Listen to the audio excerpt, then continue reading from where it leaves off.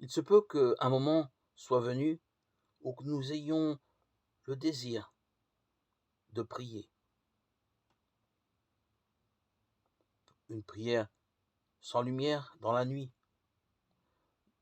Nous désirons adhérer à Dieu contre toute espérance humaine, de manière inattendue, faire une prière de foi, pas plus grosse que le grain de sénévé, mais assez grande pour que Dieu y renouvelle ses merveilles.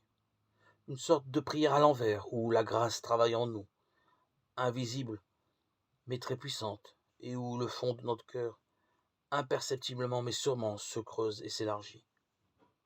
Telle est l'ascèse la plus difficile qui mène un combat inaperçu qui purifie de l'intérieur plus et mieux que n'importe quelle ascèse corporelle, même si le corps à son tour doit être peu à peu concerné par elle.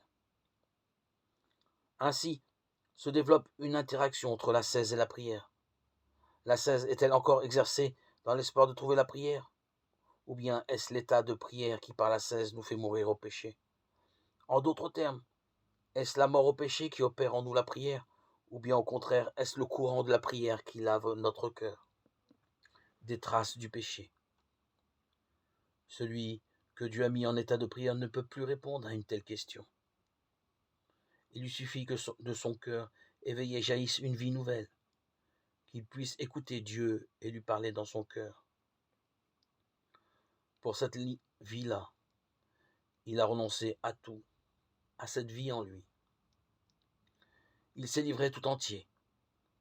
À présent, elle est son unique tâche, l'œuvre de sa vie.